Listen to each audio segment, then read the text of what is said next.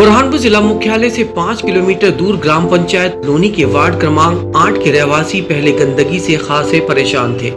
ग्राम पंचायत द्वारा वार्ड में सफाई नहीं कराई जाती थी, लेकिन यहाँ के रहवासियों ने प्रधानमंत्री नरेंद्र मोदी के स्वच्छ भारत अभियान से प्रेरित होकर खुद ही अपने वार्ड को साफ सुथरा बना दिया। इसके बाद अब रहवासियों को अपने लिए एक ध्यान केंद्र की आवश्यकता महसूस हो रही थी। वार्ड के पास कभी जिस जमीन पर कचरा गंदगी पसरी रहती थी, इस जमीन पर रहवासियों ने ध्यान आध्यात्मिक केंद्र के रूप में बुद्ध विहार बनाने का फैसला किया, और वो भी किसी भी सरकारी गैर सरकारी मदद के बगैर।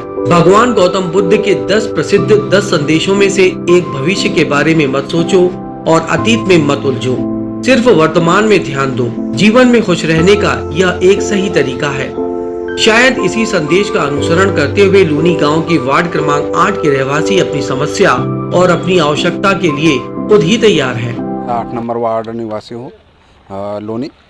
ये जगह खाली पड़ी थी, ये ऐसे दिमाग में आई कि जैसा पहले साफ सफाई का अभियान चला 8 नंबर वार्ड में, जो कि पहले सफाई की, फिर उसके बाद में लाइट लगी, उसके बाद में ये दिमाग में बैठी ये जगह संदीप ठाकरे जी और हमारे जो सहयोगी है सभी के दिमाग में ये जगह आई।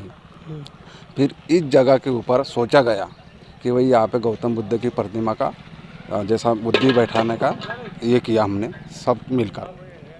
फिर उसके बाद में जैसा सभी ने श्रमदान किया इसमें, जैसे सभी मोहल्ला वासी 8 नंबर वार्ड वासियों ने सबने मिलजुल कर ये काम किया। प्रस्तावित बुद्ध विहार निर्माण में श्रमदान का सिलसिला रात 9 बजे से 2 बजे तक चलता रहा।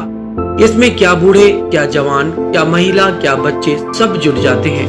किशोरों को तो इस श्रमदान से शिक्षा मिल रही है कि एकता से हर काम संभव है, जबकि बुजुर्ग महिलाओं का कहना है किसी के आगे हाथ फैलाने के बजाय समाज और सरकार को अपना हुनर बताएं। सीख यही मिली कि एकता से ही कुछ हो सकता है, एकता के बिना कुछ हो नहीं सकता। नहीं, अपना खुद ही स्वयं बताना चाहिए, अपना बताना चाहिए कि हम में कितनी ताकत है, ये बताना चाहिए।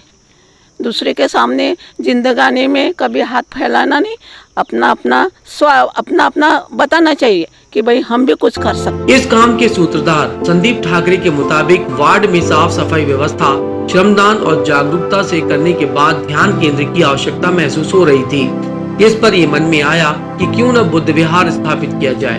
सभी से चर्चा की गई, सभी ने इसकी सहमति दी। पवित्र संकल्प के लिए किए जाने वाले काम में इंसान तो क्या, प्रकृति भी साथ देती है। बुद्ध विहार के लिए जयपुर से भगवान बुद्ध की मूर्ति लाई जाएगी। साथ ही देश की 50 पवित्र नदियों का जल उनके पास संग्रहित है। साथ ही जहाँ जहाँ भगवान बुद्ध के चरण कमल पड़े, वहाँ की मिट्टी भी संग्रहित है, जिसे यहाँ रखा जाएगा। मैं ये मानता हूँ कि जब आपका संकल्प पवित्र होता है तो सारी परम पावन प्रकृति भी आपके साथ होती है। थोड़ी थोड़ी कठिनाइयाँ ज़रूर आई, लेकिन जब 1 से 2, 2 से 4 होते गए और जो संकल्पना थी लोगों के दिमाग में आती गई कि इनका पवित्र संकल्प है, और ये हम वास्तव में एक विहार नहीं बल्कि एक इतिहास लिखने जा रहे हैं, क्योंकि ये आज तक कोई कॉन्सेप्ट नहीं था। और मैं आपको थोड़ा सा और अपडेट करना चाहता हूँ कि एक ऐसा विहार होगा कि जहाँ पर सारे मानसिक विकारों का उपचार होगा। पूरे भारत भर में जहाँ जहाँ पर तथागत भगवान गौतम बुद्ध के चरण कमल पड़े हैं, वहाँ की पवित्र मिट्टी और भारत भर की कम से कम 50 पवित्र नदियों का जल मैंने संग्रहित किया है। भारत भर में जितने भी मेरे मित्र हैं, चाहे लुम्बिनी में है नेपाल में, या बुद्ध गया में है, सारनाथ में है, कुशीनारा में है, विदिशा में है, सांची में है, और गुजरात, महाराष्ट्र, हरियाणा, ब्रह्मपुत्र का नदी का भी जल मुझे प्राप्त हुआ है। मेरी मंजू दीदी जो आसाम में रहती हैं, सुनील श्रीवास्तव जी जिन्होंने बनारस की धरती से मुझे गंगोत्री का जल भेजा है, गंगोत्री, यमुनोत्री, भारत भर की जितनी भी पवित्र नदियां हैं उनका जल मैंने संग्रहित करने का प्रयास किया।